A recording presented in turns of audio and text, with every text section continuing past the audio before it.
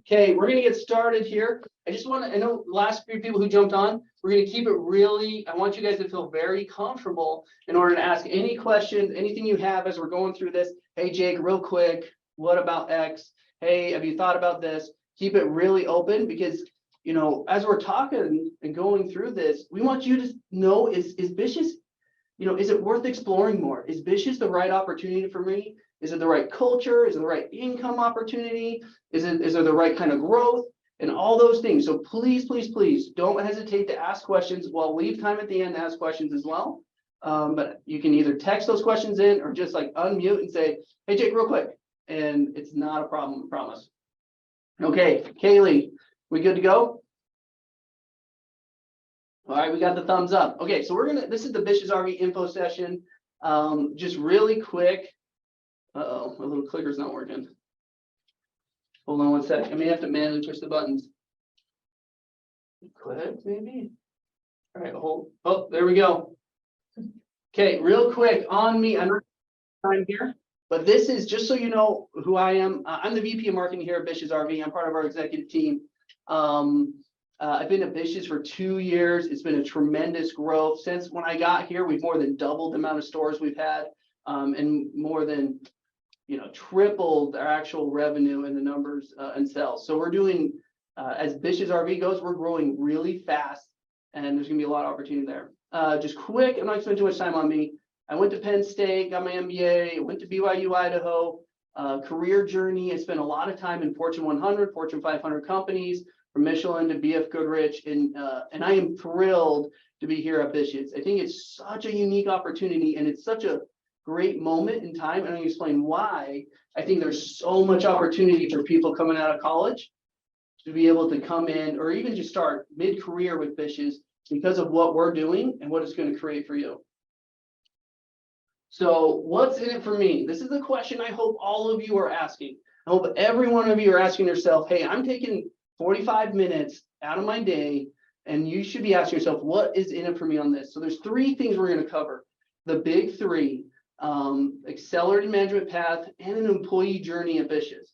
And when I say the big 3, I mean the income, the growth, and the culture as you're evaluating companies, what you want it to be. So part of Bish's, as you can expect, we go around, we talk to a lot of colleges, we go to a lot of colleges, and we ask students all the time, what are the most important things that you care about in picking a company to go work for? And surprisingly, we have a lot of people who've been doing this for decades. It's actually not that much different from 20 years ago to today. It's actually exactly the same, the big 3. And these are the 3 things that we constantly and consistently hear are the most important thing for college students. And you can ask yourself, is this your most important 3 as well? Because there's other things, right, that come into play. Number 1, income. Both income as like, when I start today, how much money am I going to make? And 2, growth, both growth in the organization. Hey, I'm starting off entry level. I'm starting off in this position. How quick can I get to this, to this, to this, to this? But that should also directly reflect, hey, I started off at this making X. Now I'm here, I'm making Y. Now I'm here, I'm making Z. What does that income growth look like? And what your career. And then the 3rd thing we consistently hear is culture. Is the culture the right culture for me? Does it fit me? Does it fit how I work? Does it fit my drive? Am I a good fit? And is it a good fit for me? And those are the questions I hope when you're asking, I'm sure you have others, but as you're reflecting where you want to work, where you want to go, that these 3 things are on top of your mind because it really, really matters. So let's talk about income here. I'm first going to talk about income from the moment you get here. And then when we talk about the accelerated management path in like 3 slides, we'll talk about income in 2 years, 3 years, 5 years. And not just hypothetical, but we're going to give you realistic averages within our company that you can see as you achieve and as you grow what that could look like. So right now, depending on where you look, the national average salary, total compensation is around $55,000. Obviously, it's more in some places and it's less in some places. And this is the national average. So across the board, within a certain, it doesn't, not just people coming out of college, but the average. Now with Bish's RV, see if this works. Oh, here's a quick line chart. These are the first year some dots, not everyone, but the average. These are the first year earnings as people come in on Bish at Bishes.com, Bishes.com, I'm getting stuck. So if you look here, we have people who are vastly outperforming that, closer to that 100, that six-figure mark. We have a number of people in their first year coming straight out of college, just undergrad degree, making well over six figures. Then you have some on the other side. And why does it create such a wide view? Well, Bish's RV is really performance oriented. And if you're an individual and you're seeing that, like, okay, if the average is 75, I'm better than average, I'm going to beat that. I know I can beat the average, I'm better than the average. Then you're probably a fit for us. But as you're looking at it, there's two sides of compensation. You have your base or your salary. Then you also have your variable pay. Now, variable pay is not necessarily a bonus. It's variable based off of performance. So what we do at Bish's RV is we have often you come in, there's some level of salary, but then your variable pay makes up a huge portion of it. And it's really based on how well you perform. You come in and you do your role and you do your job and you perform, then we get paid bi-weekly. It's in every bi-weekly paycheck. It's going to continue to be part of that. And as you grow and grow and grow and grow. We have two people who've experienced this. They came in at Bish's RV, year one, what that was like, and then what they're currently doing. Now they've since moved and they're on our marketing team and what that looks like, who've experienced this. If you're self-driven and motivated, you should really look at and care more about variable pay than base, because performers make more money. They just do. It's just how it works. You'll make more money by having that variable piece than you will by being stuck in just a base in pay. So income, expected earnings. Second thing, we talked about growth. So I want to pause here for a second, take a and explain this chart and explain why it's up here. This is the number of locations that Bish's RV has. We kind of got kicked off in 1991, but it was really in 2019 that we decided we really wanted to grow. We went from 4 locations to 10 to 14 to 22, and technically we're at 23 as of today, and we're going to continue to grow. And you may ask yourself, why does this matter to me? And it really, really does. I have a good experience in a lot of major companies, which is awesome, hundreds of thousands of employees, which is great. But there's a challenge to that. If you are a high performer and you want to grow, you're limited. Your next career jump, your next career step is limited. If that person promoted or leaves the company, then there's opportunity. But unless they do, you get stuck, you get pigeonholed, you can't grow. Even if you are a super high performer, you're driven, you got it, you know it, you're hammering it, you're stuck because you can't grow. Well, at Bish's RV, we don't face that problem. We face a growth problem. And that growth problem is that because we're expanding, so many new roles are being created. When I first came here a couple of years ago, we had about 6 people on the marketing team. We're up to 15, I think 15 at this point, and it's going to continue to grow. And that's throughout our whole organization. So the roles that exist, you're not only have opportunity to go to the roles that currently exist, but there's going to be opportunities for roles that don't even exist today. But because our company hits a certain point, there's going to be new opportunities. There's going to be new locations. There's going to be new, depending on what you want to do and your career growth or ambitions, there's going to be opportunities throughout the country as we go throughout it. So it really does matter that the fact that the company's growing so fast, because it gives you so much more opportunity.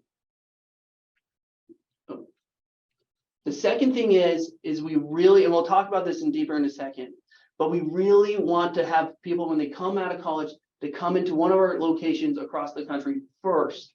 They come in, they experience it. There's a number of reasons for it, but this is our pipeline for our, we call it our dealerships support center, like our kind of our corporate office, but we don't like corporate because our dealerships are what matter. And so we're the dealership support center. And so you come in, you know your experience in the dealership.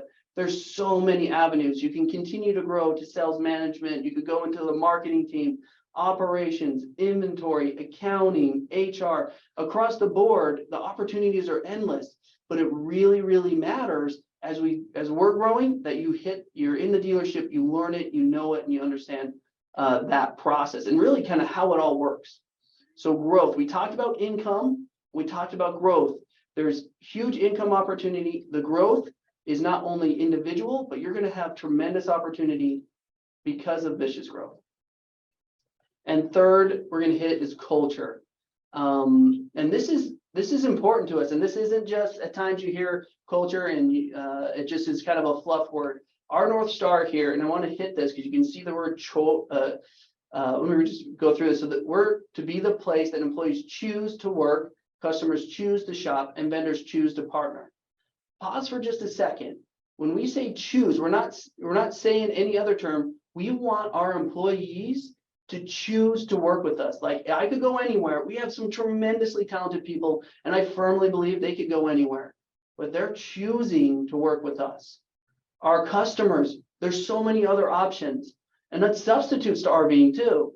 We want them to choose to shop with us, and vendors who are our partners choose to partner with us. As you're looking at that, like this is really big. It's simple. There's not a lot of fluff. We're really direct because we want to make sure the whole organization knows if we do those three things, we're achieving our North Star. And we built pillars. There's 4 pillars to really make sure we're achieving that. Employee development, innovation, customer satisfaction, and obviously we need to be highly profitable in order to fuel the rest of this, right?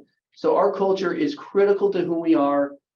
We spend a lot of time on all 4 pillars, driving, improving, and helping each other live those standards of the 4 pillars. So I'm going to talk about the accelerated management path. We just talked about those big 3, the things we constantly hear. Now with the accelerated management path, we're going to talk about income opportunity in the future and really career journeys in the future. So I'm going to put this up. This is, we call this our accelerated management path mountain. As you're taking a look at this, these are real numbers. They're not made up. They're not, I mean, we have 23 locations.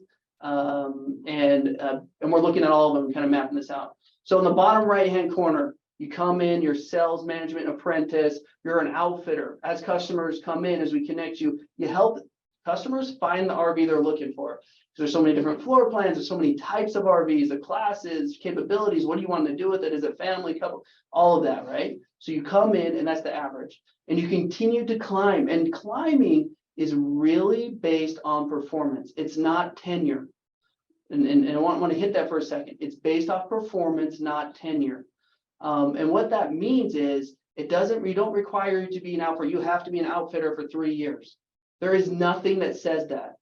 What we do say is here's the goals to get up into what we consider pipeline to take that next step. You achieve those goals. You achieve them in 8 months. You achieve them in 12 months. You achieve it in 2 years, 3 years, whatever you achieve it, then you're going to continue to grow. It is performance based, which is awesome for people.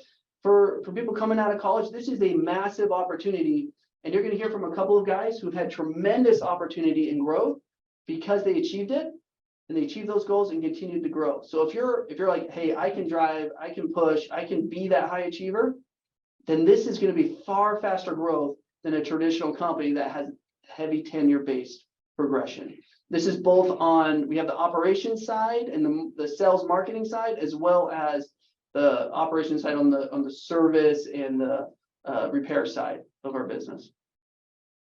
And at the top of the mountain, we have what we call our general manager or department director. And our general managers are the individuals who lead our store. So they're over the whole store. That includes all the profit and loss statement, everything that goes into it. They're running their own business. They're driving it all. And we have some tremendous general managers.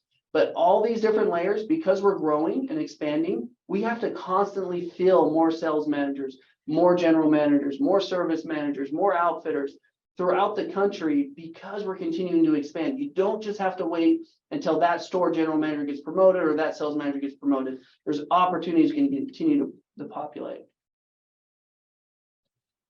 This is a quick path, just an example. You come in like, hey, Bish's RV is right for me. We go through the process. We figure out, hey, this is perfect. This is what I want to do. I think I can be successful here. First 30 days, there's an onboarding experience. You're assigned a mentor. You receive your incentive plan. So it's really mapped out. Hey, this is how you drive your income. And you work through it and make sure it's all mapped out. Everything's planned out so you can really be successful there. Then we said, here's the targets. Here's the goals. And once you achieve those goals, those big pipeline goals, then you're in the leadership pipeline and the opportunities just open up everywhere. If you want to come to the dealership support center, if you want to go to another store, if you want to go into management, all those things open up, but it's all based off performance. I know this may sound weird, performance versus tenure, but it is a really big deal. The fact that what you do is how well you do is not normal in every company, but it is very normal here. Okay, I'm going to talk about the path to marketing and then kind of that employee journey. So we keep it really simple here, Bish. It's our marketing vision. And we'll show you a journey here in a minute. And you're like, okay, this makes a little more sense why it's simple. But when an RV consumer searches, they have a question and they want to buy, Bish's is there. Our marketing team is built to deliver sales. Like our goal as a marketing organization is to drive sales. Now we're going to talk about the funnel, right? As you work your way back from sales into leads, into users, and kind of work our way back, right? We have goals and all of this, but at the end of the day, what we care about in marketing is that we are delivering sales to help fuel the company, help it go, deliver sales. And with this kind of ties into how we build our marketing team. And I'm a firm believer in this, and there's a few reasons why. When we talk about we want our first people coming out of college and individuals to come in and experience the store, it really provides us a competitive advantage. And when they come in, they're on the sales side, they're on the service side, they're on the operations side of the dealership. They then learn how we go to market. They learn the business, they learn the brands, they learn the operations, they learn how outfitters, how you sell, what customers care about, what they don't care about, all these different things. So as you achieve your goals on the sales and service side, then at that point, you can come to the marketing department. And when you come here and you have that background, you have that knowledge, it dramatically impacts how successful we can be on the marketing side. It is a huge lift and it just fuels your career. Again, we have a couple of guys to here today that are going to talk to about that experience from the dealership to here. We'll talk about the RV customer's journey. It looks a little crazy and it's meant to, but this is realistic. In this segment, from the moment an RV consumer, someone who loves going camping or whatever, becomes interested, they begin this journey, and it's not a clear path. It's not linear. It's not like they do this, then this, then this, then this. It's from they start out, maybe they get interested from YouTube, then they go to RV Trader, manufacturer pages, blogs, articles, RV news. I mean, I won't go through the whole journey, but there is a path here where they are literally jumping back and forth, trying to find the real information and what is transparent information in this industry. And this is very real. If you look at this, this is not uncommon. And frankly, it's probably even a little smaller than a lot of our journeys that we're tracking. Like the customer is everywhere. So when you go back to our vision of, hey, we want to be the place where Bishes can provide the information, transparent, authentic, real information, not just the sales, not just the good side of things, but real information from the good, the bad, and the ugly on what this specific RV brand is. What is it like to buy from us? What is it like to, across the board, we are aggressively pursuing it, and we're not going to tamper what's actually real, because we need our consumers to know what actually matters. So how do you build a successful marketing plan? In the foundation, as we're looking at it, I'm going to go through this really quick so you can kind of see it. But I want to show you, this is how Bish's, and see if this makes sense to you and if this lines up. How does Bish's build a successful marketing plan with the marketing team? So for an example, our sales goal, let's say for a specific store or place, is 100 units, 100 RVs in a month. We want to sell 100 RVs in the month of March. So how do we build a plan to achieve the 100 RVs in a month? So you start off at the goal. The goal is 100 RVs a month. The second thing is we got to figure out where those sales are going to come from. So from our sales mix. So if we're going to get 100 RVs to be sold, we know we're going to have 38 of those sales come from the internet, or they come from our website, right? We're going to need to have 27 of those sales come from people who find us on Google or on our website, and they call us, and that's where they originated. And then we need to get 35 of those sales from walk-ins. So we have to be able, this is where we're going to get to 100, right? So we know our mix. Okay, now we got to figure out, we got our mix. How do we make sure, let's look at internet. How do we make sure we get 38 internet sales? Well, we move back one other stage in the funnel, and it's leads, and they're all built together, right? You're working towards it. So in order for us to get 38 internet sales, based off of our current lead closing rates, we need to get 317 leads. If we get 317 leads to our outfitters, we're going to hit that 38 number.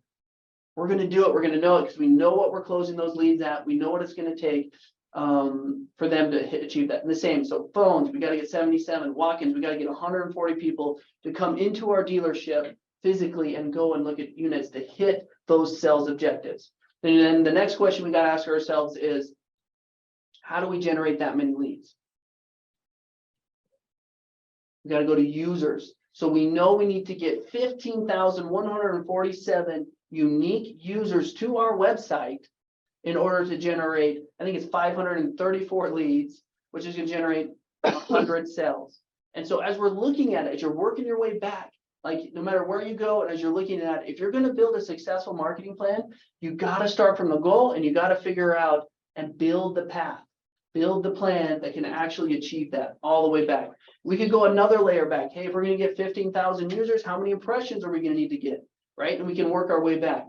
And then this is the direction. Like this is our guiding, our guardrails on, hey, now what creative, what campaigns, what hooks, what are we going to do in our messaging? How are we going to actually get to these goals, right? Because we now have the framework, the goals and objectives, and then you go into actually what that actually looks like from a creative standpoint.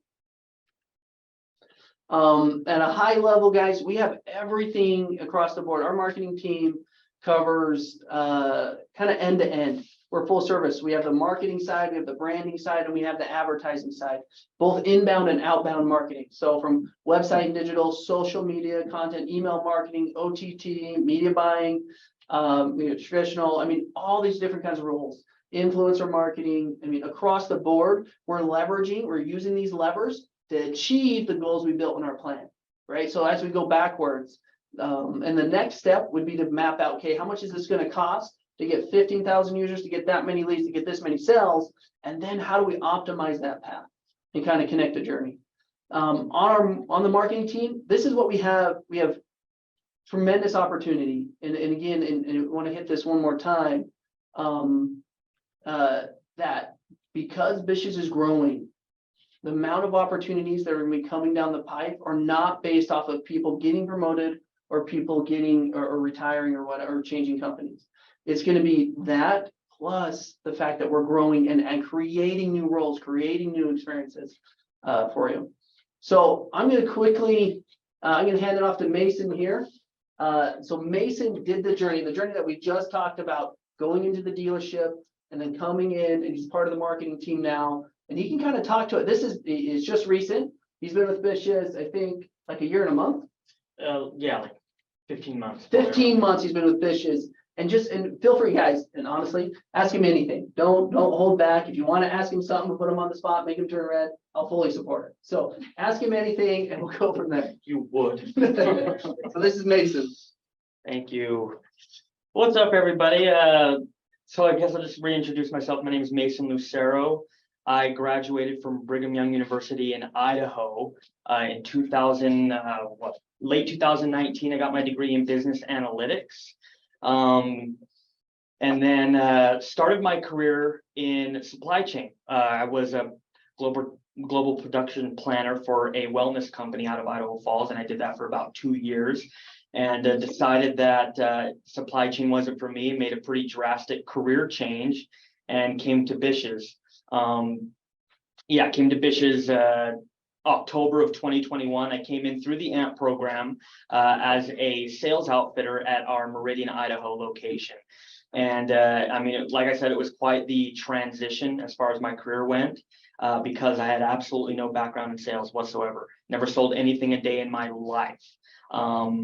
And it was kind of, I mean, Ryan can speak to this too. You're going to hear from Ryan here shortly, but we were in the early developmental stages of the AMP program. So there really wasn't an infrastructure of support like the AMP guys have now. It was just kind of like sink or swim kind of thing, which I'm grateful for just because I'm a very hands-on type learner. And there's still that element to the AMP program, but I actually really appreciated that aspect of it because they just give you a lot of ownership as far as like, and they give you the tools, like this is our process, here's your mentor, here are other people that have, been through the same thing. And so, but the best way to learn is by jumping in, right? Both hands and just doing the process, making mistakes, not being scared to make the mistakes and just progressing, right?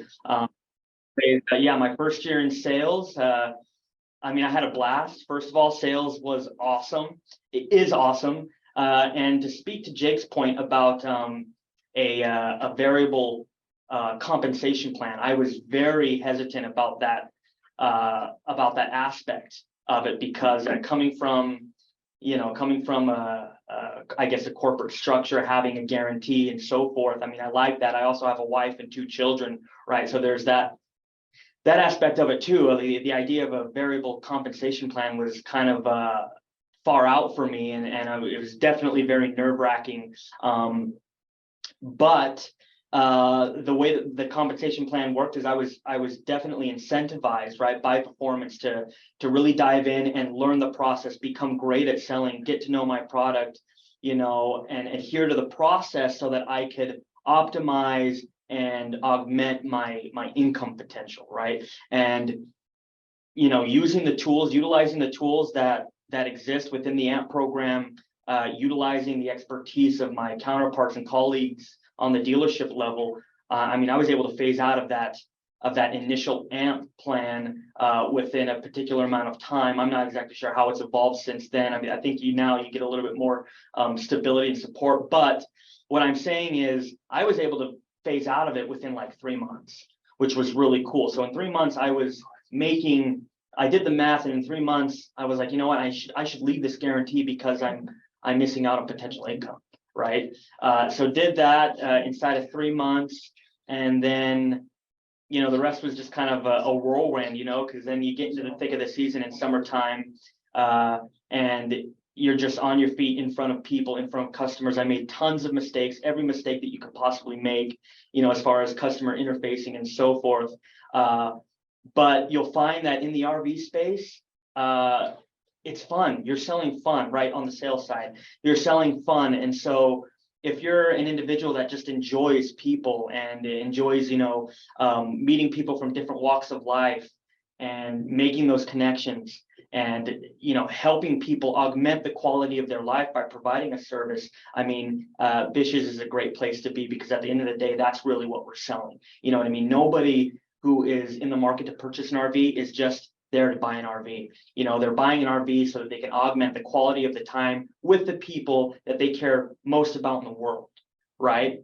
And so that's the aspect that you get to focus on. And, at the end of the day, we don't refer to ourselves as salesmen, right? We're outfitters, meaning at the end of the day, it makes no difference to me, whether or not you buy from me or not. What I want to accomplish is just, I want to help outfit you to the best options there are, right? And so I take on more of like a glorified consultant type function there, where I'm asking in-depth and in many cases personal questions about, hey, how do you plan on using this thing? How many kids do you have? How many are you sleeping? Are you living in it? Are you using it recreationally, right? Like, do you plan to finance? Like, looking at all the options to help them in their buying process, outside of just people. You know what I mean? It's so much more granular than that. I've had amazing experiences where I've helped people purchase who wanted to recreate, but then I've helped people purchase who were on the brink of losing their home and needed a place needed a roof over their kids' heads for Christmas. You know what I mean? And I was able to help them provide that for their family. And so you help this wide range of people, and it's extremely gratifying, not only from a compensation standpoint, but also from the work that you're actually accomplishing. And so anyways, did sales for about a year, did well enough to be able to make our incentive trip to go to Mexico. Was able to take my wife to Mexico, which was huge because we hadn't done anything since our honeymoon. And so that was just, a little mini miracle for us. It was awesome. And now I'm in marketing and I am helping launch this Brinkley brand, which I don't know if any of you follow RV anything, get online and just search Brinkley. They've hijacked social media as far as their 2 fifth wheel floor plans now. So get out there and check them out. They're freaking awesome. And I've got less than 2 years in this industry, and I am spearheading that launch. Like, how cool is that? You know what I mean? So like when Jake and everybody here talks about, sky's the limit when it comes to performance. Like if you believe that you can and you utilize the tools that they're giving you, it's so true. Sky's the limit. So real quick, guys, I'm going to ask Mason a couple questions. You guys can jump in too. I'm going to put him on the spot just for a minute. So you talked about, and I assume a lot of the crowd here may have some concern from this corporate job that's 100% salary. Mm-hmm. And now you come here and it was risky and you were nervous and it was stressful. You don't have to say numbers, but how much better you think it was the performance from when you were salary to what's it now? I more than doubled my income. More than doubled your income by switching. By switching. That's awesome. And switching into a field that I had no formal training. Yeah, first time in the whatsoever. field. Yeah. So if you never sold anything, you never been part of this. No. Sweet.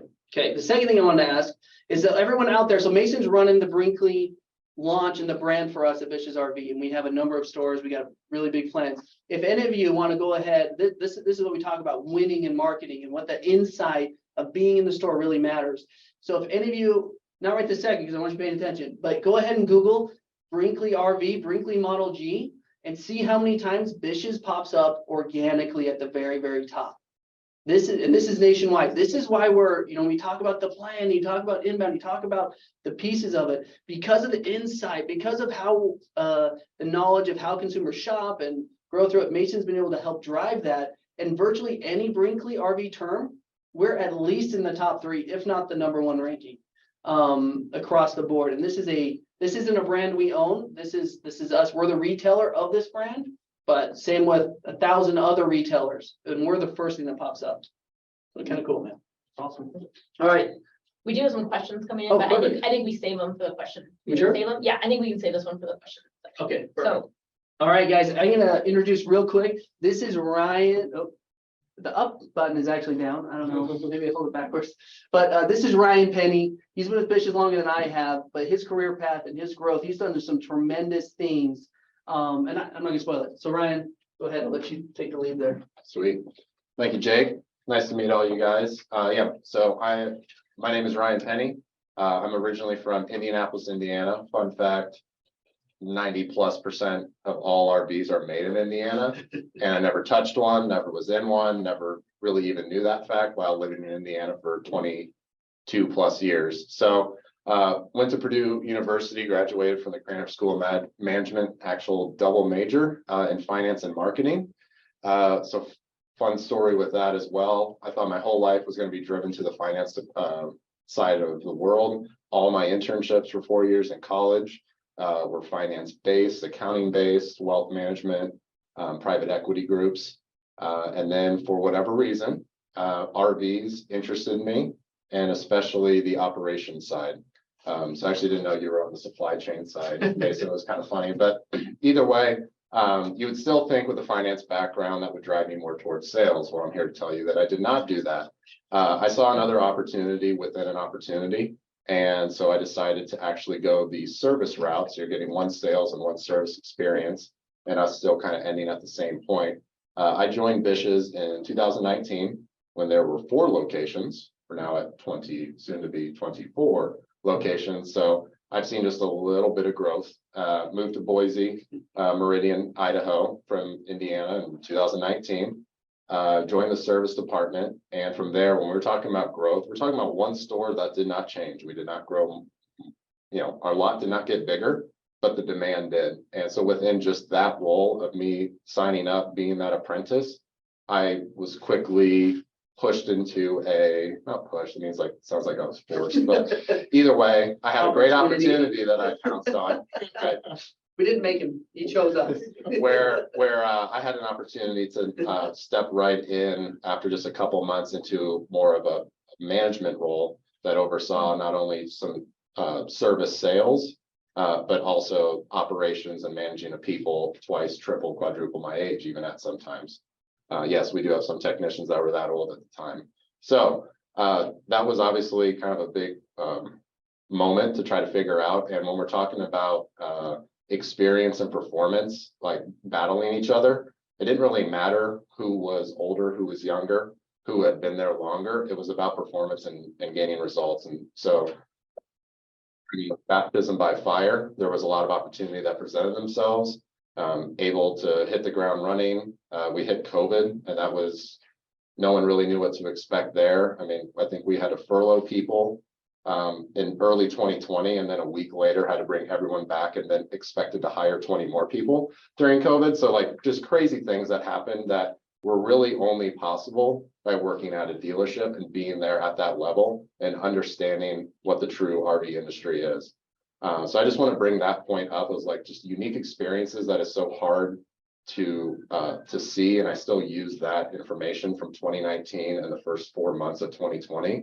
That still helps me today in my role, which is in the marketing department. Because in March of 2022, after I've actually interviewed for a couple different positions within the company, even at different locations, or things that maybe just didn't work out in my favor, or things that just never sat right, or ended up going my way as far as there just wasn't the right opportunity. But finally, with March in 2022, everything just kind of made right. Made the most sense for my decision due to my marketing background, but also the growth potential that existed outside of just one individual dealership. So joined the marketing team. At that point, I think we were up to 8 people. And then to Jake's point, we're now at 15 to 16 strong and still growing. So yeah, my role now is to, it's tying now back into more of the sales side of the business. But luckily, a lot of that stuff that you didn't know that you knew, but from working at the dealership on the service side and knowing how every single sale, what it has to go through to get ready for a customer to pick up, all that valuable years of experience and insight has made me better at my role now in what you could say a completely different side of the company, but it's really not, right? Sales, service, they're all related. Marketing, sales, it's all one function. So, Well, and I want to add real quick, Ryan is being modest. Ryan's current role is he advises the sales managers and general managers of multiple locations. If you were to be on a phone call with him, you'd think Ryan had been in the RV industry for 20 years. That's the level of insight you get working in those dealerships. right. And it was our biggest dealership. Same with Mason. We are at the flagship store. There is one since then that we've acquired that's actually bigger over in Eugene, Oregon, for anyone that lives out in Oregon or near Oregon, but Still a flagship? yeah, but still the flagship. Right. But yeah, I mean, I can't say enough about the opportunity and the growth. I mean, I had opportunities to, as we were opening up these new locations in Michigan, and due to my performance at a store in Meridian, Idaho, I was able to travel and spend 3 straight weeks in Eugene, Oregon, opening up a massive dealership where, once again, everyone there knew way more about RVs than me.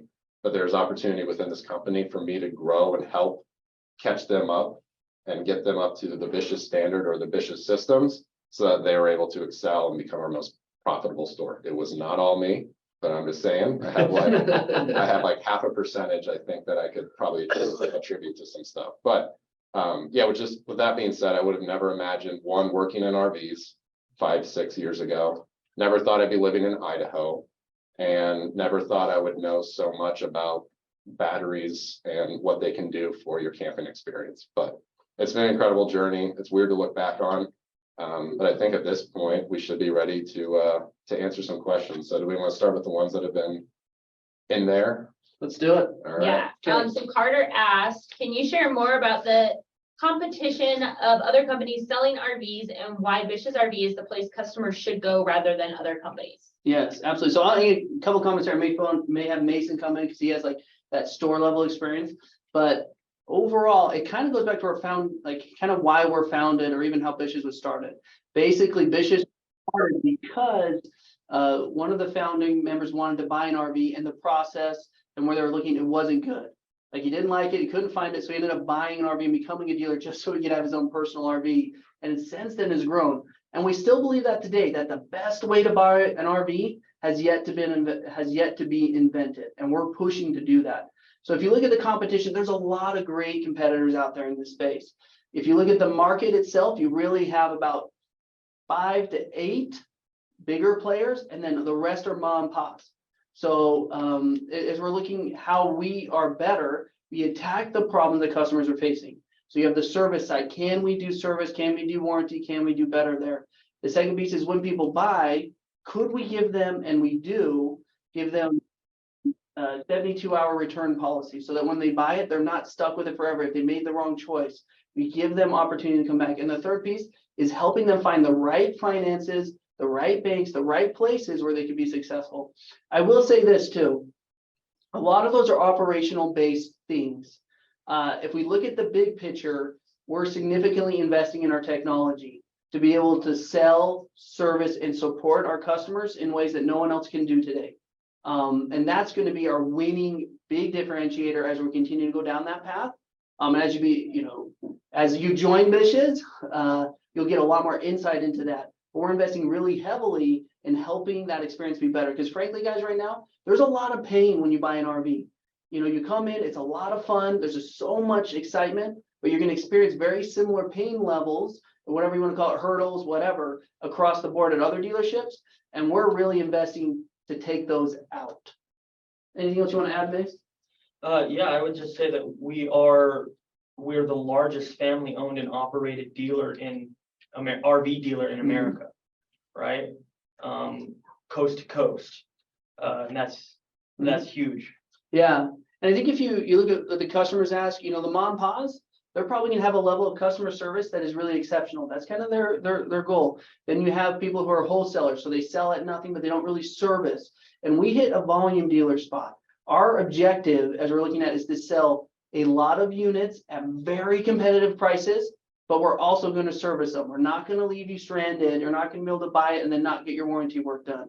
Our goal is to really hit that sweet spot where you get a very competitive, not the best price, but really competitive price, but you can also expect a high level of service, which sounds so fundamentally basic. I'm sure if you're looking at other industries, in this industry, it's a challenge. The amount of the RV in itself is mixed with an automotive and a house, and they come together. So there's a lot of things that are hard to do, and it's pretty manual at this point. So that's why we invest in technology that can help us speed up all that process. That was a great question. Okay, Tyler asked, once you have completed the sales apprenticeship and move into the marketing department, do you continue to have a variable compensation? How is that calculated, and when are you not directly selling the product? Or because you're not directly selling the product when you hit marketing. So yeah, because you're not. So once you go to the marketing sorry. department, you're not directly selling anymore. So I guess it's kind of twofold. Yes, your base salary or compensation generally is going to increase. On our team, I think virtually everyone does still have a variable piece, and depend on what you're doing, that's what it's tied to. I'll give you a great example. Ryan's in charge of half the store's marketing. He's a marketing manager over 12 stores, 12 locations, and his variable piece is based on how those stores perform. So both on the unit side and the gross profit side. So if he's able to help drive more traffic, get more users, get more leads, get more sales, he's going to benefit that on the variable side. So it does stay together. You're just pulling marketing levers versus actually being the outfitter. If that makes sense, if that doesn't make sense, we can ask more. But yes, your base does increase and your variable does come down because you're farther away from the sale. Will you kind of speak to how Bish's picks locations to move to acquisition? It's a great question. So the acquisitions. So Bish's, we have a very firm approach on we want to be great. And that doesn't mean we necessarily we want to be the biggest. We want to be the greatest RV company ever. And to do that, we have to find the right acquisitions. So we don't necessarily go out and scatter everywhere and figure out which markets we're going in, which ones we're targeting. We really look at opportunities as they come up, and we evaluate them based off, hey, we have these processes, these performance. We know we can, add this layer of marketing performance that they're not currently doing. We can add this layer of operational performance and kind of go through it. And then we map out, does the deal make sense? Often what we really look for are those mom and pops that are ready to transition. So it's a win-win. So they're like, hey, I'm ready to retire. And we can come in and send them off and then help those employees, because we don't necessarily we don't want to bring a whole team in. When we're getting acquisitions, we want those employees to stay and we want to grow it, right? So it has to kind of be a balance of all those things. But it's less of like, hey, we got to go get an X state right now. And it's more of what are the opportunities look like? And are they a cultural fit with us? And do we have and is it the right opportunity for us to grow? And if it's not, I'll just give you guys some insight there. There is probably 10 to 20 times the amount of opportunities we turn down than we accept because we're very, very picky on what we're looking for there. Perfect. Does Bish's, Landon asked, does Bish's see the RV market to grow over, or how does the RV market to grow over the next few years? If yes, why? Like, how do we see it Going in growing? the future? It's a great. So we run a lot of analytics and we do a lot of modeling to kind of predict this. For those who don't know, the RV industry exploded during COVID, just huge numbers. And it was just skyrocketing numbers we've never seen before. Well, in about April of last year, that kind of normalized. It went back down to the normal levels of the market. And it's kind of normalized and sliding a little bit more. But after a year that has 30% gains, then you're looking at a year that normalizes, so you're going to have 30% losses, right? Because if it's up 30% and then it goes back down to where it was, that's the delta, right, between the two. So this year, as we're looking at it, we think it's going to be a pretty normalized market. We think that it's going to, in the future, it's going to continue to grow. And there's a couple key reasons why. One is that all these new consumers, one out of 10 consumers who bought an RV in 2021 were new to the market. They've never bought before. And the first research as they're coming back is that more than 70% of them plan to buy another RV and stay in the industry. And so they want to grow. So as you're looking at that, COVID gave us this inflated number, but then those consumers are staying in the market. That's going to give us opportunity for the market to continue to grow. I expect it to be much more normalized. We're a pretty mature market as the United States, but I think there's a lot of opportunity to win within that market as well. That's all the questions I have for right now. So Kelly? Hmm? I think there's one question. Well, that's kind of the locations, like how do we pick our locations? Oh, pick our location. Yeah. Okay, perfect. All right, guys, I don't want to take any more time. Please ask any more questions. Anything you want before we kind of transition? I think we have a couple of slides here to kind of wrap it up. But before we talk about this, any last questions? Anything's on the table, you can ask me. I've got one. Woohoo! Tyler asked, what market position does Bish's products fill? Do you sell entry level, average, or luxury RVs? It's a great question. Generally speaking, because we're the retailer, we want to hit all three segments. And it gets a little more complicated than that because you have like campers or travel trailers, then you have fifth wheels, which is they go in the bed of the truck. Then you have motorhomes, and then you have vans, right? All these different classes. And each one of those classes, you have kind of entry, mid, and luxury. And so as we're looking at it, it is tricky to have everything of everything. If you look at most of our volume, it's at that core foundation of the mid-level travel trailers, campers. Really, entry to luxury in that travel trailer segment is really, really key for us. It's the largest segment. You got to win there to be successful. But across the board, we need to play in each. Additionally, we carry different brands at every location. So when we're talking about, when we look at our servicing records, or we say like, hey, this is the most reliable RV, we can really say it because we virtually carry every brand across the country. Because one store here in Meridian in Boise carries different brands, and some of the same as the one in Oregon, and some of the same that are the ones in the Montana or in Virginia or in Texas. I mean, they're all different. So we're able to know which brands are really successful and which brands we do well with. That's a great question. This is just a quick map so you guys can kind of see. We have another one actually we've announced up in Michigan. There's a fourth store up there that is going live in the next 60 days, I think, for us. And so we're going to continue to grow. We're going to continue to expand across the country and really, really grow there. And lastly, Kaylee, you can go ahead and comment to this too, but Kaylee, she's on the phone, you can see her. She is our recruiter and she can really help take the next steps here. If you guys have any questions, Kaylee, feel free to give me my email. I'm happy to respond and talk to anybody, as well as I'm pretty active on LinkedIn. If anyone ever just wants to shoot me a message on there, happy to answer questions or talk and go anything, talk about kind of career path or opportunities here at Bish's. But I wanted to thank you all for joining us. I hope this was insightful. If you get any feedback, and you're like, hey, this was great, or this wasn't helpful, this was what I was looking for, or wasn't, please be direct and honest, and let's get that to Kaylee, because as we're going through this, our goal is to be as transparent and clear as possible. To come across as a big sales pitch for Bish's. Bish's isn't right for everyone, but it is right for the right people. And so if you're that person, it could be the career choice. You could be here for a lifetime. With that said, thank you so much, everybody. Have a good night. Thanks, everyone.